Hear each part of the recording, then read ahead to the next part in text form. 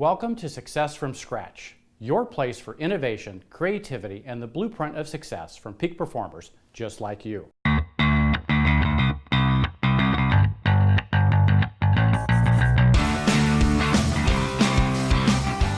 Welcome to Success from Scratch, episode number 36, and my special guest, Jordan Holley, today. Welcome. How you doing? Thanks for having me here today. Hey, I'm so glad you're here and so excited for the audience to hear your story. So you've been in real estate, what, about 10 years? Yeah, just a little over 8. Oh, a little over 8, okay. What did you do before real estate?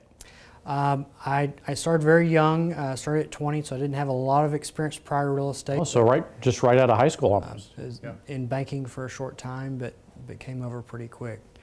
So banking wasn't your gig? No. It was a long, slow path to success in that route, I felt like, and I wanted something that was a little more catered to me and my abilities, and I've been very happy with the choice. So, well, you said something to me earlier that I'd like the audience to hear. You saw your future self in banking. Yeah, I got to see my 50-year-old self down the hallway from me. And you didn't like it? And I didn't like the you didn't where like he it? was and the length of time it would take to get to where he was. Yeah. So that future self you saw just wasn't in congruency with what you wanted for your life. So you made this change into real estate. Yeah. Was that tough? Yeah, it was a jump. And there was a lot of, especially at my age, there was a lot of people saying, you know, with the average agent being in their 40s and 50s. The average agent, I think, is 56. Yeah. So you're here in your 22, 23? I was 20. I got licensed at, started taking classes at 19 and was licensed at 20. Wow. So yeah, totally contrary to the industry. Yeah. Right. So there's a family, it was very nervous, but it worked out. So everyone was probably telling you don't do it. Right. So, right. You did it anyway. Yeah. I'm pretty stubborn, so. So now this year, you're going to help serve 25 families buy, sell, or invest in real estate. That's right. And that's pretty amazing success. How did you get there, and what was the journey like? Started working with my sphere, started doing open houses in the very beginning, and just making sure that I looked at every customer that I help as a potential gateway to something else, and just really push a relationship with them, get to know them personally, so that people feel comfortable in my professionalism, and that I'm also truly worried about the outcome for these people. And it's allowed me to have a business that's spider webbed out from those original people. And so I'm helping cousins and friends and of the original people I started with in the beginning. Right. So was there something in that first year or two that was just super challenging, super tough, that was hard to get over? I had a hard time doing some of the more traditional things like door knocking and cold calling, and so I just kind of had to find my way around that. You had to find your niche. Yeah, my way to get out in front of people that I didn't know, and at the same time not do maybe the traditional door knocking and phone calling. So how did you do that? Made sure I was at every event possible, and I never ate dinner at home. I was always out, you know. You're always at some event somewhere in the community. Right. Meeting people. Right. Yeah. So tell us a little bit about your daily habits, your daily routines. How do you prepare for the day and the week? Well, we'll start on Sunday. Sunday night, I usually will get things together paperwork-wise for the rest of the week. So about, and it's late, but 9, 10 o'clock at night on Sunday night, I'll start getting things prepared.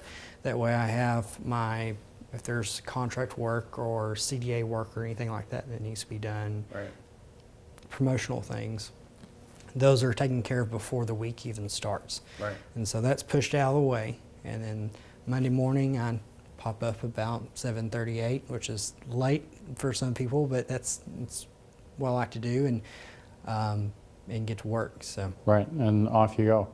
And do you have a particular approach to the day, or do you time block? Do you schedule? How do you kind of lay that out? I try to do all of my showings and listing appointments in the afternoons. Mm-hmm.